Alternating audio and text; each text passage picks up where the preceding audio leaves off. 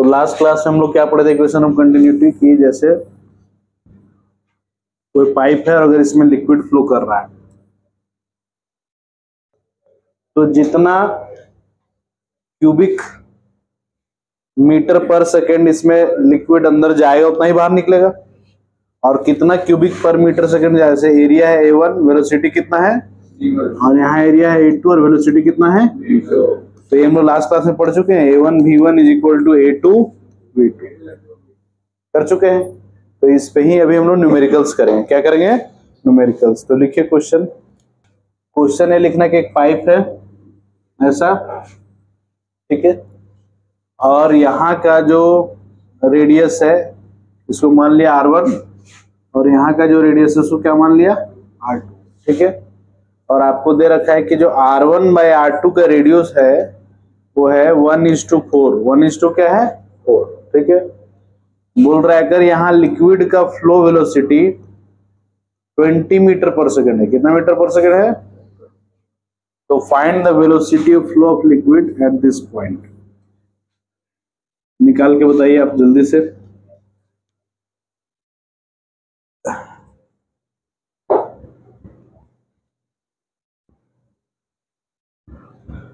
निकालिए जल्दी से। क्या करना पड़ेगा? इक्वेशन ऑफ कंटिन्यूटी लगाना पड़ेगा। लगाइए और आंसर बताइए। आप लोग क्या ये काम कर रहे हैं? A1 V1 equal to A2 V2 कर रहे हैं। A1 V1 is equal to A2 V2। A1 पहला का एरिया कितना होगा, पाई R1 का स्क्वायर, ये हो जाएगा रेडियस, और वेलोसिटी कितना पहले का V1। दूसरे केस में A2 क्या लिखना पड़ेगा, एरिया का फॉर्मूला क्या होता है, पाई R स्क्वायर होता है, तो क्या लिखना पड़ेगा, पाई R2 का स्क्वायर इंटू V2, ये लिखना पड़ेगा।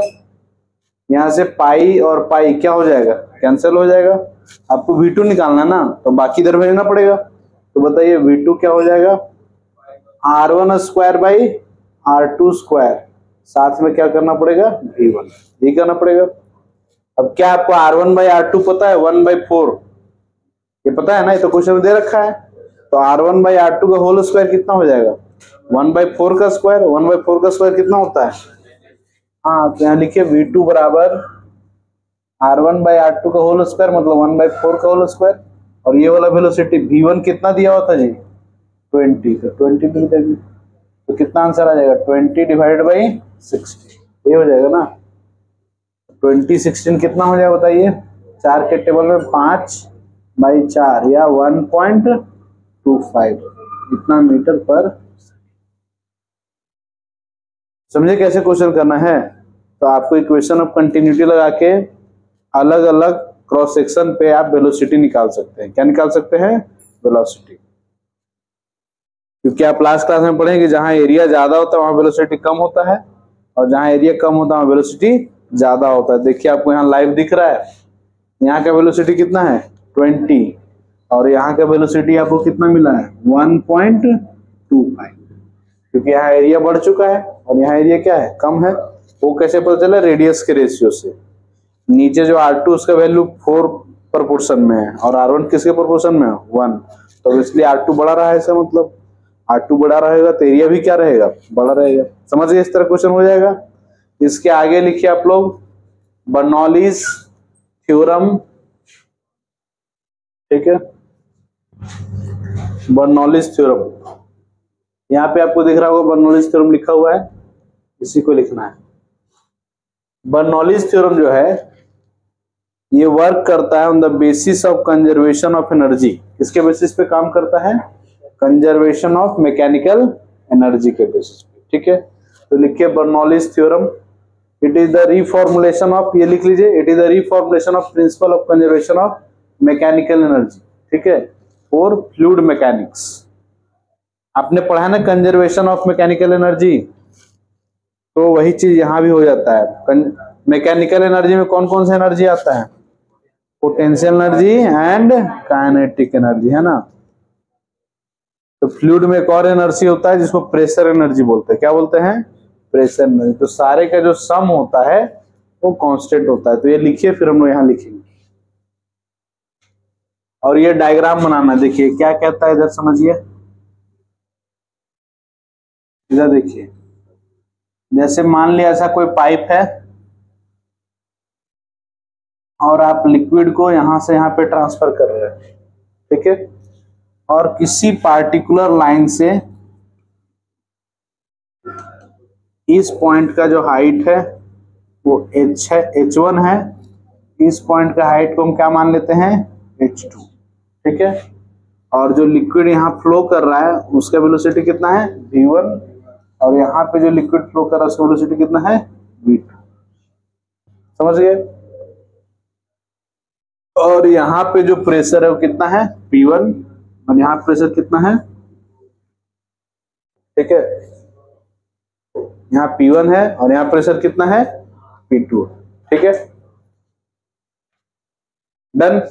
अब आपने क्या पढ़ा है, work done by all force, ये क्यों लड़ाई करते रहता है भाई तुम लोग, is equal to change in kinetic energy, यही पढ़े आप लोग, work done by all force is equal to change in kinetic energy, ठीक है।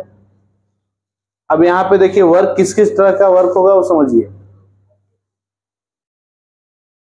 मान लिया कि यहां से जो वॉल्यूम लिक्विड के अंदर घुसा वो कितना वॉल्यूम घुसा, डेल्टा भी, कितना वॉल्यूम घुसा, डेल्टा भी, ठीक है, तो यहां से डेल्टा भी घुसा, तो यहां से निकले अभी कितना, डेल्टा भी, और यहाँ पे प्रेशर कितना है, P1, और यहाँ पे प्रेशर क्या है, P2, समझ गए। तो जहां भी प्रेशर हो और वॉल्यूम चेंज हो रहा हो, क्या चेंज हो रहा हो, तो वहां पे प्रेशर वर्क करता है, प्रेशर क्या करता है, वर्क, क्यों करता है समझिए, और कितना वर्क करता है। जैसे वर्क का आप जनरल फॉर्मूला क्या जानते हैं,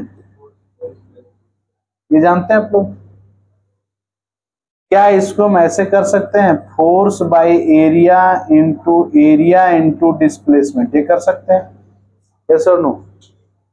फोर्स बाय एरिया क्या होता है बताइए, प्रेशर, और एरिया यहाँ का एरिया इंटू मान लिया आगे dx बढ़ा, तो एरिया इंटू लेंथ करेंगे तो क्या मिलेगा, वॉल्यूम मिलेगा, छोटा सा वॉल्यूम मिलेगा, उसको क्या नाम दे देंगे, डेल्टा V, समझ गए।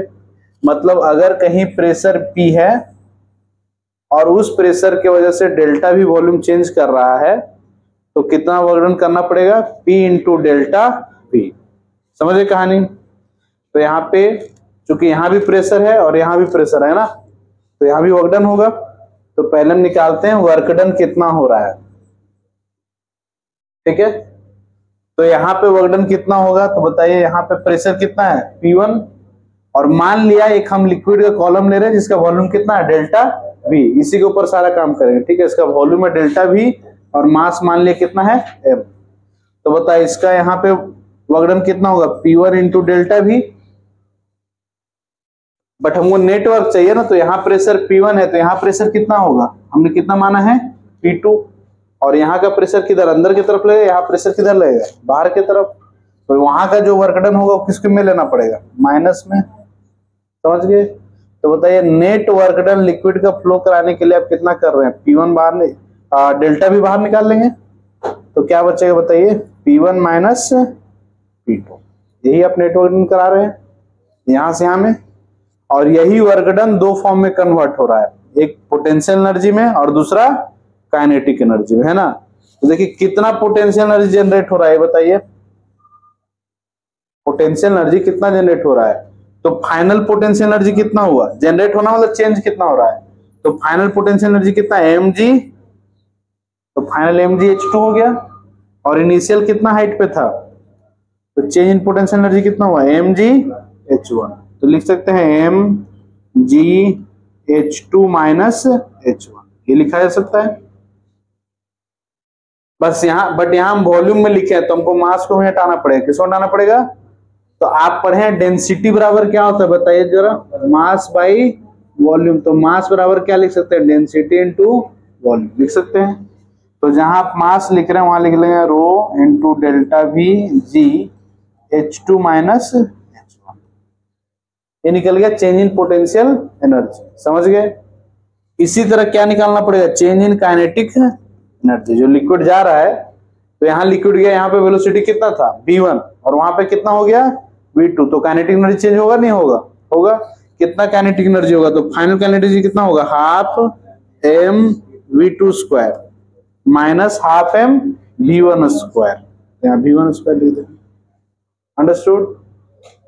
और मास को आप फिर से क्या लिख सकते हैं बताइए, रो डेल्टा V, और क्या लिख सकते हैं V2 square minus V1 square, लिख देंगे, लिख लिए फटाफट।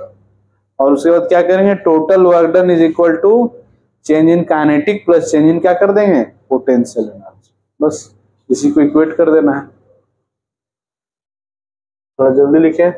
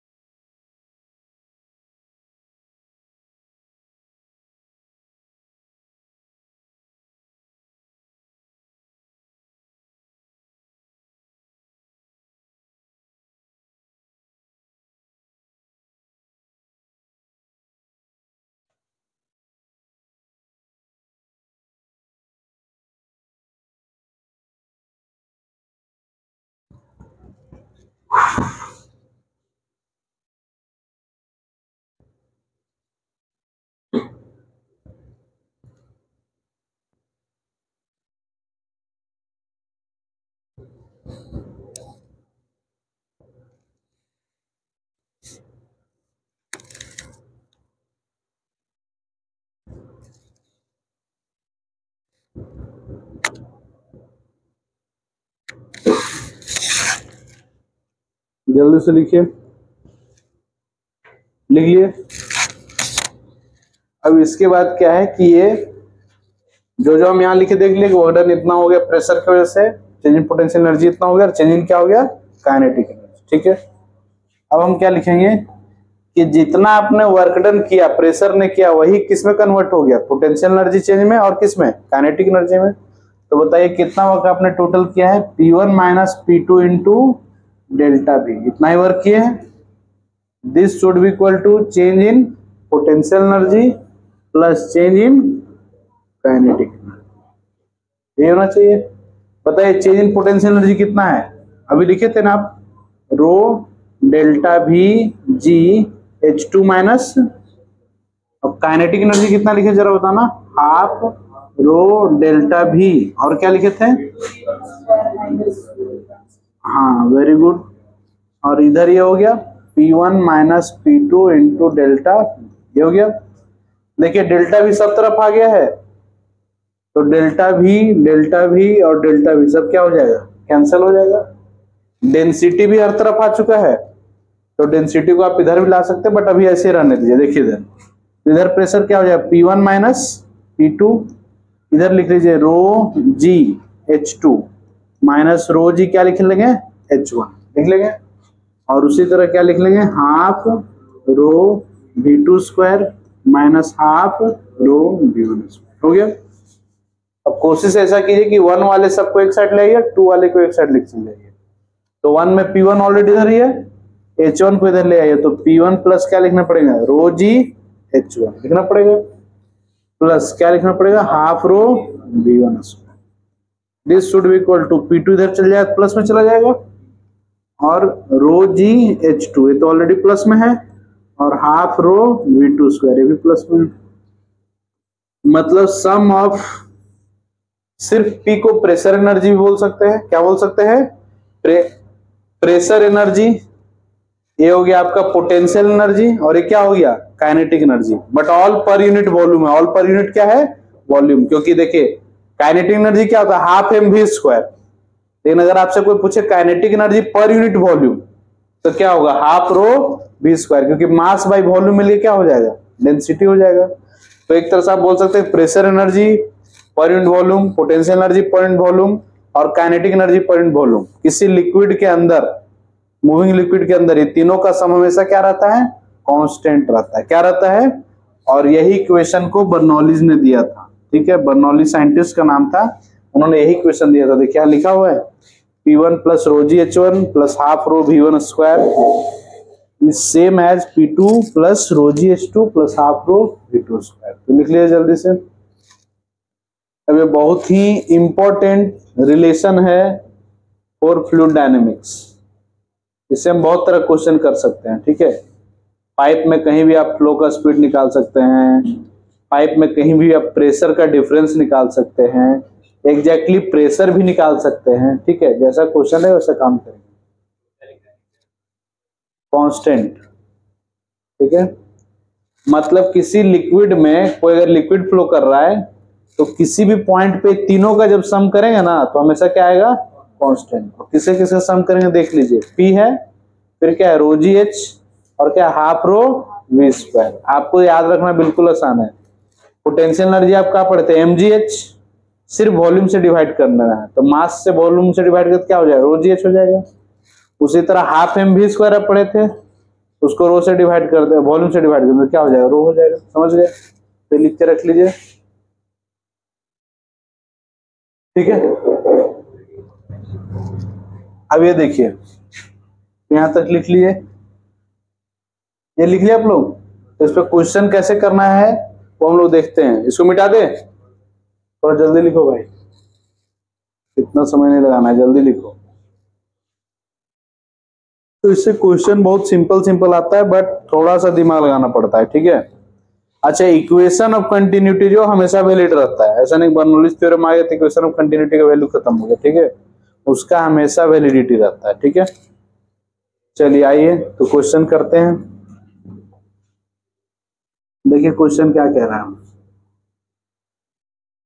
मान लिया एक ऐसा पाइप है, ठीक है, और यहाँ पे जो एरिया है वो 5 मीटर स्क्वायर है। कितना मीटर स्क्वायर है, 5। और यहाँ पे जो वेलोसिटी है लिक्विड का 20 मीटर पर सेकेंड, ठीक है, 20 मीटर पर सेकेंड।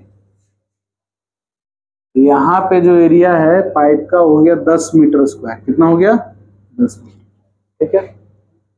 और यहाँ का जो हाइट है पाइप का वो दे दिया 2 मीटर, और यहाँ का जो हाइट है लेटर से दे दिया 6 मीटर। कितना मीटर दे दिया, 6 मीटर, ठीक है। आपसे पूछा है, मान लिया इस पॉइंट का प्रेशर P1 है और इस पॉइंट का प्रेशर क्या है, P2। तो आपसे पूछा फाइंड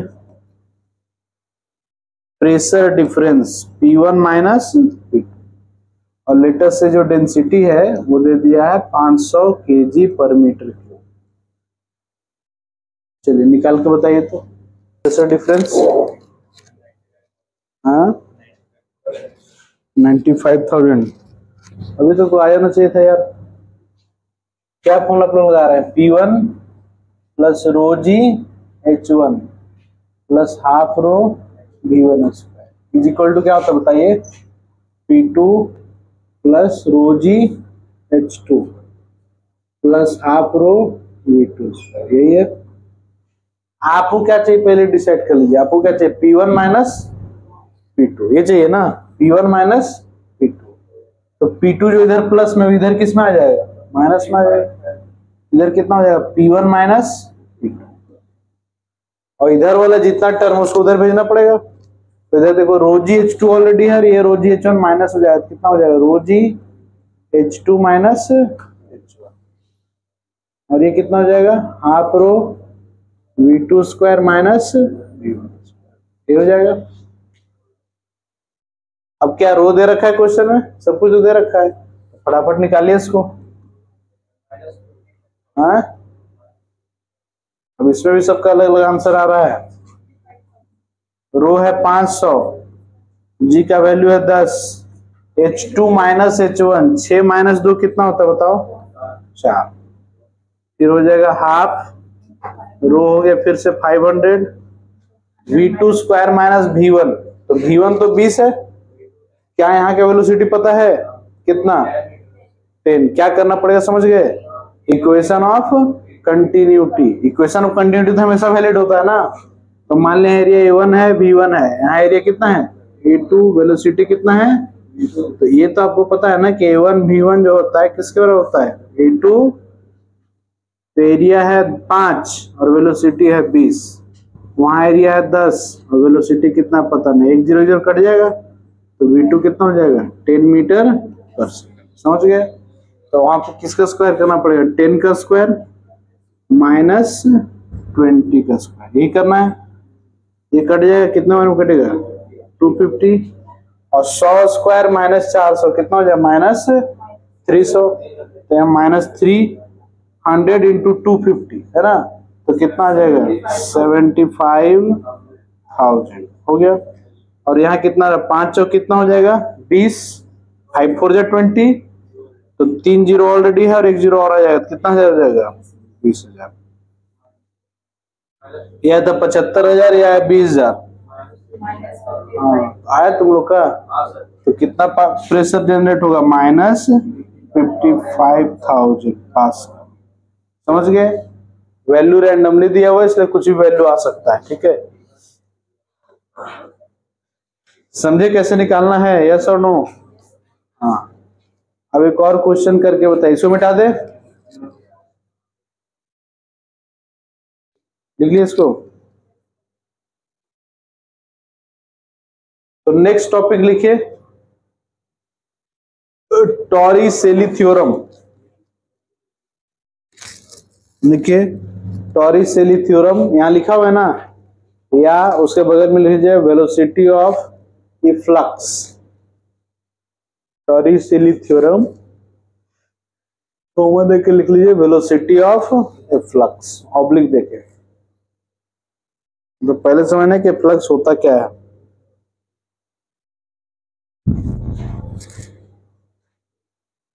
टॉरिसेली थ्योरम और दूसरा क्या लिखे वेलोसिटी ऑफ ए फ्लक्स, ठीक है। क्या होता है टॉरिसेली थ्योरम और उसका क्या यूज है समझिए। देखिए जैसे एक कंटेनर है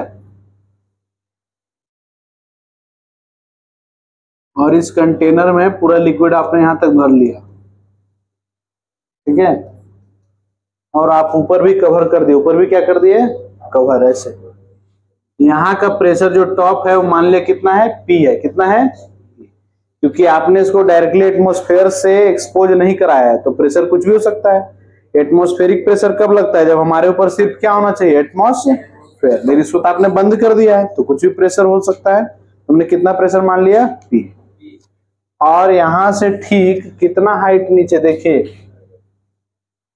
स्मॉल एच हाइट नीचे, मान लिया टोटल एच जितना पानी भरा हुआ है कैपिटल एच, ठीक है, तो स्मॉल एच हाइट नीचे यहाँ पे एक ओपनिंग बना दिया गया। क्या बना दिया गया, ओपनिंग।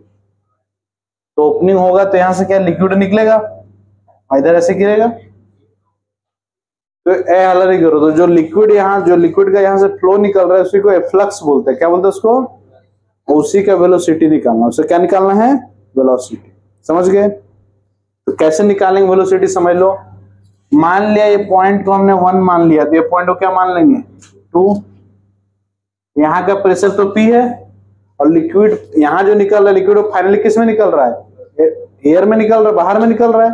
तो बाहर में कितना प्रेशर होता है आपको पता है, 0 तो होता है, एटमॉस्फेरिक प्रेशर होता है। कितना प्रेशर होता है, जिसको हम किससे डिनोट करते हैं P नॉट से, ठीक है। और हमको यहाँ का वेलोसिटी निकालना है, क्या निकालना है वेलोसिटी। मान लिया यहाँ जो लिक्विड है वो V2 वेलोसिटी निकल रहा है, कितना वेलोसिटी निकल रहा है V2, क्योंकि पॉइंट को 2 लिख रहे हैं इसलिए सब V2 वगैरह लिख रहे हैं, ठीक है। तो जब ये इधर जाएगा तो ये नीचे भी आएगा, ये लेयर धीरे धीरे किधर आते जाएगा नीचे, इसका वेलोसिटी हमने क्या मान लिया V1, ठीक है। और ये जो ऊपर वाला क्रॉस सेक्शन है इसके एरिया हमने कितना मान लिया A1, और यहाँ वाले क्रॉस सेक्शन के एरिया क्या मान लिया A2, ठीक है। अब आप समझिए कि as per continuity, as per equation of continuity आपने क्या पढ़ा है, A1 V1 is equal to क्या होता है बताइए A2 होता है। तो यहां से V1 जो आएगा वो कितना आ जाएगा A2 V2 बाई क्या लिखना पड़ेगा A1 लिखना पड़ेगा। और जो A1 है ये वाला जो एरिया होगा टैंक का और जो ओपनिंग का एरिया होगा दोनों में बहुत डिफरेंस होगा। बड़ा कौन होगा टैंक का एरिया। अरे जैसे आपके घर पे छत पे टैंक लगा हुआ है और नीचे आपने नल खोल दिया, तो बेसिक सा बात बताओ कि यहाँ तो पानी तुमको बहुत तेजी से नीचे निकलते हुए दिखाई देगा, लेकिन यहाँ क्या पानी उतना ही तेजी से नीचे आते हुए दिखाई देता है, नहीं दिखाई देता है। समझ गए, जैसे इसमें एकदम पतला सा छोटा सा हम यहाँ पे पिंच करते हैं तो यहाँ से पानी निकलना शुरू होगा और अच्छा खासा तेज भी निकलेगा, लेकिन जितना तेज से पानी यहाँ से निकले क्या उतना ही तेज से लेवल डाउन होगा, नहीं होगा, क्योंकि इसका एरिया ऑफ क्रॉस सेक्शन क्या है ज्यादा है, तो ये बहुत धीरे धीरे डाउन होगा, है कि नहीं। देखिए इधर तो V1 बराबर क्या A2 by A1 into V2, और तुम्हारे पास क्या है, A1 is very very greater than क्या है, A2, है ना। तो इसका मतलब जो V1 का वैल्यू है वो क्या है, वेरी स्मॉल आता है। वेरी क्या आ जाता है, स्मॉल। मतलब ये जो नीचे आएगा उसका वेलोसिटी क्या हो जाए, बहुत कम हो जाता है। और बहुत कम होने की वजह से ही हम लोग इसको नेग्लेक्ट कर देते हैं। क्या कर देते हैं इसको, समझ गए। अब हमारे पास दो पॉइंट है, पॉइंट 1 एंड पॉइंट 2, और हमको पॉइंट 2 का वेलोसिटी निकालना है। पॉइंट 2 का क्या निकालना है, तो आपको कुछ नहीं करना है, बर्नौलीज इक्वेशन लगाना है। बर्नौलीज क्या लगाना है, इक्वेशन। चलिए जल्दी जल्दी बताइए। पहले यहाँ पे बताइए, यहाँ का प्रेशर कितना है P, और यहाँ का हाइट कितना है। तो देखिए हाइट लेने के लिए दो उपाय, एक तो आप यहां से भी ले सकते हैं, या हाइट हमेशा किसी भी रेफरेंस लाइन से लिया जाता है। किसे लिया जाता है, बट वो कॉमन होना चाहिए, दोनों के लिए सेम होना चाहिए। तो हम पता है रेफरेंस लाइन किसको मान लेते हैं, इसको। तो इसको मानने से क्या फायदा होगा कि इस लेवल से इसका हाइट कितना है h, और ये पॉइंट खुद इस लेवल पे आ जा रहा है, तो इसके लिए हाइट कितना हो जाएगा, 0 हो जाएगा। समझ गए। तो चलिए इसके लिए बताइए, P प्लस क्या लिखेंगे, रो जी, क्या लिखना पड़ेगा, h लिखना पड़ेगा। और जो नीचे आ रहा है उसका वेलोसिटी तो बहुत कम है, तो काइनेटिक एनर्जी को आप क्या कर सकते हैं, इग्नोर कर सकते हैं। क्योंकि हाफ रो जो V1 स्क्वायर लिखेंगे, तो आप लिखे ना कि V1 इज वेरी लेस, तो उसको हटा सकते हैं आप। This should be equal to यहाँ का सब कुछ, तो यहाँ पे प्रेशर कितना है बताओ, plus half rho V1 square लिखना पड़ेगा, प्लस क्या लिखना पड़ेगा, रो जी। बट ये तो इसी लेवल में आ जा रहा है, तो इसका हाइट इस लेवल से कितना है, 0 है, तो यहाँ क्या कर देंगे 0। समझ गए। तो कितना हो गया, 0। आप ध्यान दीजिए, आपको V1 निकालना है। क्या निकालना है आपको, V1। तो अब जो P0 यहाँ प्लस में इधर किस में आ जाएगा, तो क्या लिखेंगे, P माइनस P0, इसको एक साथ लिख दीजिए, प्लस लिख दीजिए रो जी एच। इधर कितना लिख दें बताइए, हाफ रो V1 स्क्वायर, ये कर देंगे। ये जो 2 यहाँ है, 2 हटा के इधर इधर मल्टीप्लाई कर दीजिए, 2 यहाँ से हटा दीजिए, और यहाँ मल्टीप्लाई, और यहाँ कर सकते हैं। और रो इधर किस में, मल्टीप्लाई में है, वो इधर किस में आ जाएगा। देखिए कितना आंसर आएगा, 2P माइनस P0 बाई कितना लिख लेंगे आपको, रो लिख लेंगे, plus 2 rho g h divide by क्या लिख लेंगे, रो। और ये सम किसके बराबर बचेगा बताओ, V1 स्क्वायर। यहाँ से रो कट जाएगा, ठीक है। तो देखिए यहाँ से V1 निकलता हुआ नजर आ रहा है आपको, कितना आएगा V1 बताइए, under root P minus P1, ये तो दिख रहा है यहाँ पे, वो भी 2P minus P1 divide by क्या करना पड़ेगा बताइए, रो, प्लस क्या करना पड़ेगा, 2GH। और जितना वेलोसिटी ये आ रहा है, इसी को बोलते हैं वेलोसिटी ऑफ इफ्लक्स। इसको क्या बोलते हैं, वेलोसिटी ऑफ इफ्लक्स। और ये बेसिकली बर्नौलीज थ्योरम को अप्लाई करने के बाद ही आता है, ठीक है। ठीक है, तो वेलोसिटी कितना हुआ फ्लक्स का, समझ गए। क्या फॉर्मूला निकला, 2 into P minus P0 by rho plus 2GH। समझ गए। अब सबसे मजेदार बात ये होता है कि जनरली टैंक का ऊपर वाला भी पोर्शन क्या रहता है, खुला रहता है, और बॉटम वाला भी तो खुला है ही, है ना। तो अगर ऊपर वाला भी पोर्शन खुला हो जाए तो ऊपर का प्रेशर कितना हो जाएगा। अगर ये ढक्कन जो है पानी का, ये वाला जो हम यहाँ बंद करके रखे थे, इसको खोल दे तो ऊपर में क्या एटमॉस्फेरिक प्रेशर आ जाएगा। तो जो यहाँ P1 लिख रहे हैं वो किसके बराबर हो जाएगा, एटमॉस्फेरिक का, और ये भी एटमॉस्फेरिक है, तो दोनों सेम हो जाएगा ना। तो सेम हो जाएगा तो ये दोनों एक दूसरे को क्या कर देगा, कैंसिल कर देगा। ठीक है, चलिए उसको हम नेक्स्ट में लिखते हैं। ये लिख लिया आप लोग सब, देखिए इधर। तो बताइए कितना वेलोसिटी आया था, फिर से बताना जरा। 2P माइनस P0 बाई कितना आया था, रो प्लस, यही आया फॉर्मूला आपका। अब है कि if tank is open, tank क्या है, ओपन, ठीक है। अब अगर आप टैंक ओपन कर दिए, क्लोज नहीं करके रखे, तो उससे क्या फर्क पड़ेगा समझिए। इधर टैंक ओपन कर दिए तो यहां से लिक्विड नीचे आ रहा है और यहां से लिक्विड बाहर निकल रहा है। तो जहां लिक्विड नीचे आ रहा है वहां भी प्रेशर कितना है, P0 है, और लिक्विड यहाँ फाइनली एटमॉस्फेयर में निकल रहा है, यहाँ भी प्रेशर कितना है, P0, यही है। तो अगर दोनों जगह प्रेशर P0 हो जाएगा, मतलब P इज इक्वल टू क्या हो जाएगा, पी नॉट। तो उस केस में वेलोसिटी क्या होना होगा बताइए, 2 P not minus P not, cut जाएगा ये तो जीरो हो जाएगा, प्लस क्या बचेगा 2gh, मतलब वेलोसिटी सिंपली कितना निकल जाएगा अंडर रूट 2gh। मतलब अगर आप किसी लिक्विड को h हाइट नीचे होल्ड करते हैं, कितना हाइट नीचे होल्ड करते हैं h, तो वहां से लिक्विड निकलना शुरू होगा, जो लिक्विड निकलेगा उसका वेलोसिटी कितना होगा अंडर रूट 2gh। समझ गए।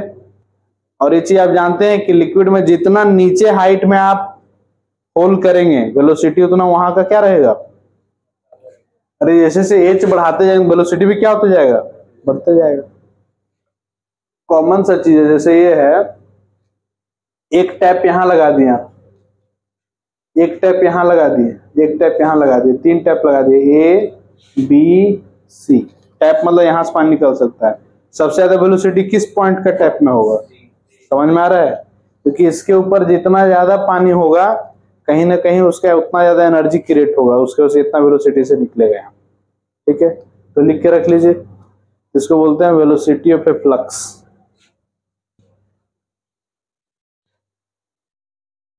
ठीक है, तो इससे आपको डायरेक्ट क्वेश्चन पूछेगा, डायरेक्ट क्या पूछ दिया जाएगा, क्वेश्चंस। कैसे क्वेश्चन पूछा जाएगा, तो देखिए ये लिख लिया आप लोग। अब इसमें अगर किसी को मन है तो प्रोजेक्टाइल मोशन में मिक्स कर सकता है, क्या मिक्स कर सकता है, प्रोजेक्टाइल। देखते हैं आप लोग को याद है भी या भूल गए। ठीक है, देखते हैं कितना आप लोग याद रखे हैं प्रोजेक्टाइल मोशन। हाँ, लिक्विड जो है अच्छा खासा भरा हुआ है, 5 मीटर इधर ऊपर है और नीचे भी कितना मीटर है, 5 मीटर। समझ गए, मतलब टैंक का हाइट 10 मीटर का पानी भरा हुआ है, उसमें 5 मीटर ऊपर या 5 मीटर नीचे जो है यहां से टैप खोल दिया गया। ठीक है, इसमें 3 क्वेश्चन है। पहला क्वेश्चन है find velocity of a flux, वो तो बहुत आसानी से निकल जाएगा। दूसरा है, आप ऐसा कीजिए ना कि थोड़ा बड़ा हो जाए बट लिख लीजिए, इसको 20 मीटर लिख लीजिए, कितना मीटर लिख लीजिए, और इसको भी कितना लिख लीजिए 20। आपके लिए थोड़ा सुविधाजनक होगा कैलकुलेशन करने में। ठीक है, दोनों को 20-20 लिख लीजिए। ठीक है, तो आप पहला निकालिए find velocity of a flux. दूसरा आपको निकालना है, ये समझिए इधर, जब पानी यहां से गिरना शुरू होगा, निकलना शुरू होगा, तो पानी कैसे गिरेगा, सीधा गिर जाएगा जमीन पे, वो क्या ऐसा कुछ गिरेगा प्रोजेक्टाइल पाथ में, पानी ऐसे गिरेगा। तो आपको बताना है कि पानी अपने वर्टिकल फुट से कितने दूरी पे गिरेगा। ठीक है, और इसी को रेंज बोलते हैं, क्या बोलते हैं इसको, रेंज। ठीक है, तो आपको क्या निकालना है, दूसरा क्वेश्चन बेसिकली रेंज, और यही रेंज में आपका प्रोजेक्टाइल मोशन चेक हो जाएगा कि आप कितना प्रोजेक्टाइल मोशन हमारी बातों को ध्यान से सुने थे। समझ गए, कितना है बताइए। पहला तो find velocity of a flux निकालना है, तो फ्लक्स का वेलोसिटी कितना होता है बताइए, अंडर रूट 2gh। तो 2g का वैल्यू 10, h कहां से हाइट लेते हैं, टॉप से, है ना, तो टॉप से यहां तक का, तो टॉप से यहां तक का हाइट कितना है, क्यों 20 दिए थे, अब समझ में आ गया, कैलकुलेशन आसान हो गया होगा। 20 × 20 का स्क्वायर रूट करेगा तो कितना निकल के आ जाएगा, 20 ही निकल के आ जाएगा। इसका मतलब यहां से जो पानी निकला वो हॉरिजेंटली 20 के स्पीड से निकला, ये निकला पानी, जो निकलता कैसे निकला, हॉरिजेंटली तो निकलेगा ना। अब आपको पूछा जा रहा है रेंज, क्या पूछा जा रहा है, तो याद कीजिए प्रोजेक्टाइल मोशन में क्या करते थे, रेंज जो निकालते हैं हॉरिजेंटल डिस्प्लेसमेंट है, तो हॉरिजेंटल डिस्प्लेसमेंट बराबर क्या होगा, हॉरिजेंटल स्पीड इनटू टाइम, यही होगा, क्योंकि हॉरिजेंटल डायरेक्शन में कोई भी एक्सेलरेशन, तो अगर आपको रेंज निकालना है तो रेंज निकालने के लिए हॉरिजेंटल स्पीड कितना है और कितना टाइम तक गया उतना से मल्टीप्लाई कर निकल जाएगा। तो मेन कैलकुलेशन टाइम का होता है, किसका कैलकुलेशन होता है, टाइम। अब जितना टाइम गिरने में लगा उतना ही टाइम के लिए तो आगे बढ़ा होगा, तो नीचे गिरने में जो टाइम लगा, इधर गिरने में, तो जितना टाइम नीचे गया उतना टाइम आगे बढ़ा। तो नीचे गिरने में कितना टाइम लगेगा, क्या ये निकाल सकते हैं, नीचे की तरफ एक्सेलरेशन कितना लेते हैं बताइए, जी लेते हैं। कितना हाइट गिरना ये दे रखा है 20। तो आप पढ़े थे फॉर्मूला एस बराबर यूटी प्लस, तो स्टार्टिंग में वर्टिकल वेलोसिटी कितना है, अरे जो भी वेलोसिटी क्या है हॉरिजॉन्टल है ना, वर्टिकल वेलोसिटी कितना है 0। तो आप फॉर्मूला लगा सकते हैं एस बराबर UT plus half A T square, यहां से टाइम निकल जाएगा। वर्टिकल डिस्प्लेसमेंट कितना करना है इसको बताइए 20, यू तो 0 है वर्टिकल डायरेक्शन में, हाफ वर्टिकल का बात कर रहे तो एक्सेलरेशन में वर्टिकल का लेना पड़ेगा। वर्टिकल मतलब एक्सेलरेशन ड्यू टू ग्रेविटी, वो भी तो नीचे लगता है, तो उसका वैल्यू कितना होता है बताओ 10 इंटू टी स्क्वायर, यही होगा। 1 0 कट जाएगा, 2 2 कितना हो जाएगा बताओ 4 टी स्क्वायर। बताओ कितना टाइम लगेगा जमीन पे गिरने में, हाँ अंडर रूट कर दे, अंडर रूट 4 कितना हो जाएगा 2। समझ गए।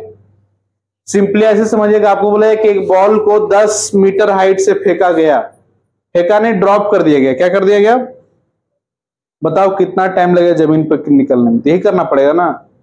तो यही चीज तो यहां भी हो रहा है, हॉरिजॉन्टल स्पीड से कुछ बदल नहीं रहा है, हॉरिजॉन्टल से वर्टिकल मोशन को कोई लेना देना नहीं है। हॉरिजॉन्टल के वजह से सिर्फ ये हो रहा है कि जब वो नीचे गिर रहा था तो वो आगे भी बढ़ गया, क्या बढ़ गया आगे, और उसी को उसके अंदर रेंज आ जाता है। समझ गए। तो आपने टाइम निकाल लिया, कितना टाइम लगा होगा यहां से यहां गिरने में 2 सेकेंड, तो उतना ही टाइम तक भी स्पीड से आगे भी बढ़ा होगा। तो बताइए रेंज कितना होगा 20 इंटू 2, तो 20 इंटू टी कितना है 2, कितना है बताइए 40 मीटर। समझ गए। अब इसमें एक मजेदार चीज आप याद रखिएगा, कभी भी ऐसा क्वेश्चन दे कि आपको मैक्सिमम रेंज चाहिए, क्या चाहिए आपको मैक्सिमम रेंज, ठीक है। तो मैक्सिमम रेंज जो होता है वो हमेशा टोटल हाइट के बराबर होता है। टोटल किसके बराबर होता है, जरा देखिए तो इसका टोटल हाइट कितना था 40 था, तो यहां भी कितना आया 40 आया। और अगर आप मैक्सिमम रेंज चाहते हैं तो जहां से आपको टैप खोलना है वो हाइट के ठीक बीचों बीच होना चाहिए, हाइट के ठीक क्या होना चाहिए बीचों बीच होना चाहिए। मतलब जो स्मॉल एच है वो टोटल एच का क्या होना चाहिए हाफ होना चाहिए। समझिए क्या बोल रहे हैं। जैसे एक कंटेनर है, जैसे ही कंटेनर है, कोई यहां टैप खोलता कोई यहां टैप खोलता, तो हर जगह जो पानी निकलता उसका रेंज क्या होता अलग अलग होता। समझ गए। लेकिन मैक्सिमम रेंज कब निकलेगा, जब आप ये टोटल हाइट के बीचों बीच में ओरिफिस डालेंगे। टोटल हाइट कितना था 40, 40 का आधा कितना होता है 20, तो ऑलरेडी क्वेश्चन में देखिए 20 पे ही ओरिफिस डाला हुआ है। समझ गए। मतलब आपको कभी क्वेश्चन पूछ दे कि at what point we should make a tap in order to have maximum range, तो आपको डायरेक्ट याद रखना पड़ेगा टोटल हाइट क्या कर देंगे हाफ। जैसे बोले हम कि मान लियो इधर देखो, बोल दिया कि मान लियो ये जो बॉटल है इसका 12 मीटर हाइट है, कितना मीटर हाइट है, अब यहां होल करेंगे तो भी पानी निकलेगा, यहां करेंगे तब भी निकलेगा, सबका रेंज क्या होगा अलग अलग होगा। आपको पूछेगा हमको मैक्सिमम रेंज चाहिए, कैसा रेंज चाहिए, तो बताओ बाबू कहां पे होल करेंगे। टोटल हाइट कितना है इसका 12, तो 12 का हाफ कितना होगा, तो बिल्कुल 6 मीटर पे ये कर देंगे। समझ गए। और जो 6 मीटर से पानी निकलेगा उसका पूछेगा रेंज कितना होगा, तो रेंज कितना होगा 12 होगा। रेंज कितना होगा, देखिए यहाँ लिखा हुआ ना कि मैक्सिमम रेंज किसके बराबर होता है हाइट के बराबर होता है। देखिए यहां भी आया था, इसका टोटल हाइट कितना था जी 20 ऊपर 20 नीचे कितना हुआ, तो रेंज कितना आया था 40। समझ गए।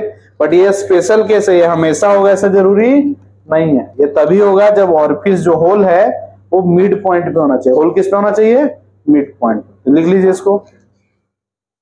तो एमसीक्यू क्वेश्चन में सब चीज बहुत आसान हो जाता है बनाना। जैसे बोल दिया कि 20 मीटर का टंकी है और 10 मीटर पे होल बना दिया, तो मतलब हाफ हाइट पे बना दिया, तो पूछा होता है रेंज कितना होगा, तो रेंज 20 हो जाएगा। जिसको पता हो डायरेक्ट बता देगा सर रेंज तो 20 ही होगा और मैक्सिमम रेंज होगा। समझ गए। या पूछा एक टंकी है उसका हाइट 40 मीटर, हाइट कितना है, तो बताइए कि मैक्सिमम रेंज वो कितना कवर कर सकता है वहां से लिक्विड में, तो वो भी कितना होगा 40 ही होगा, 40 से ज्यादा रेंज नहीं होगा। समझ गए। तो जल्दी से लिख लीजिए इसको। इसका कैसे न्यूमेरिकल पूछता है समझ गए, लिख लीजिए फटाफट।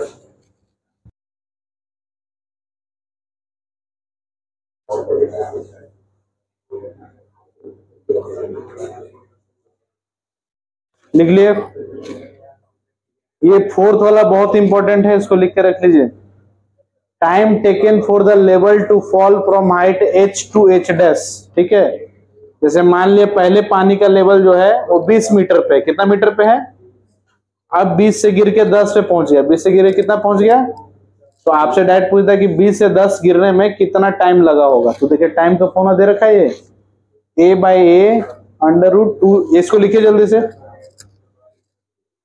ये कौन बात कर रहा है भाई, डिस्कशन नहीं, ये वाला फॉर्मूला लिख के रखो जल्दी से। ये बोल रहा है कि जैसे यहाँ पे तुमने ओरिफिस खोल दिया, ठीक है, और लिक्विड का पहले हाइट कितना था, मान लिया h, कितना था, तो जब यहाँ लिक्विड खोलेंगे तो यहाँ से बाहर निकलना शुरू हो जाएगा। यहाँ का एरिया मान लिया कैपिटल ए और यहाँ का एरिया क्या मान लिया, स्मॉल ए। तो जब इधर से पानी गिरा तो धीरे धीरे किधर आता जाएगा, नीचे आता जाएगा। तो मान लिया थोड़ी देर बाद इसका जो हाइट हो गया h डैश, कितना हाइट हो गया, तो h से h डैश आने में कितना टाइम लगेगा। ठीक है, तो उसका देखिए वहां फॉर्मूला लिखा हुआ, पढ़ के बताइए क्या लिखा हुआ है। कैपिटल ए बाई क्या लिखा हुआ है, स्मॉल ए। कैपिटल ए मतलब इसका एरिया, स्मॉल ए मतलब ओरिफिस का एरिया। ठीक है, इसको ओरिफिस भी बोलते हैं, ठीक है, या टैप, ठीक है, जहां से पानी निकल रहा है। और क्या लिखा बताइए, √2/g, यही लिखा हुआ है। और उसके बाद क्या लिखा हुआ है, √h माइनस √h डैश। ठीक है, समझ गए, लिखिए जल्दी से। और दूसरा है कि अगर आप पूरा खाली करना चाह रहे हैं, पूरा क्या करना चाह रहे हैं, खाली, पूरा जो टैंक है ना उसको खाली करना चाहते हैं, तो पहला बात है कि अगर पूरा टैंक को आप एम्प्टी करना चाहेंगे तो आपको टैप कहां देना पड़ेगा, ये ऊपर देना होगा कि नीचे देना होगा। आपके घर में जो टंकी लगा उसमें टैप कहां लगा रहता है, ऊपर में लगा रहता है, कहां लगा रहता है, एक लड़का यस सर भी बोल रहा है, गधेड़ा। जब यहाँ टैप लगा देगा और पानी थोड़ा सा नीचे हो जाए तो टंकी भरा भी रहेगा, तब भी तरफ वॉशरूम में पानी नहीं आएगा। बोल रहा हाँ सर यहाँ लगा दीजिए ना टैप। ठीक है, पानी जैसे पानी यहाँ पूरा भर लेगा, पानी यहाँ पूरा भर लेगा और पाइप यहाँ से लगा देगा। ठीक है, इधर पानी भरा रहे और वहां नल खोल के बैठा रहे, पानी जाए ही नहीं। पाइप हमेशा कहाँ लगता है, बॉटम में। ठीक है, सो दैट कि लास्ट ड्रॉप ऑफ वाटर भी जो है वो भी क्या है, नल में चला जाए। इधर भी अगर लगाएंगे तो दिक्कत है कि इसके ऊपर वाला पानी तो चल जाएगा, लेकिन जैसे इसके नीचे आएगा तो पानी फिर नहीं जा पाएगा। समझ गए। तो अगर आप चाहते हैं कि पूरे टैंक को खाली करना, पूरे टैंक को क्या करना चाहते हैं, खाली, तो टू एम्प्टी द टैंक, अगर आप टैंक को ही खाली करना चाह रहे हैं तो इसका इनिशियल हाइट मान लिया कितना है पानी का, h। ये कहां से आ गया भाई, खुद ब खुद एस बन के आ गया, कोई बात नहीं, ये डिलीट होगा।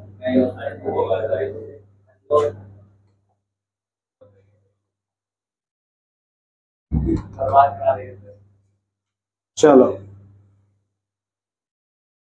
ठीक है, तो मान लिया लिक्विड जो है वो कितना हाइट तक भरा हुआ था, h हाइट तक, और आपने यहाँ पे बॉटम में होल कर दिया, बॉटम में क्या कर दिया, होल, तो पानी निकलना शुरू हो गया। तो आपसे पूछा बताओ कितना टाइम में पूरा टैंक जो खाली हो जाएगा। ठीक है, तो आप निकाल सकते हैं डायरेक्ट इसी फॉर्म हम पुट करके।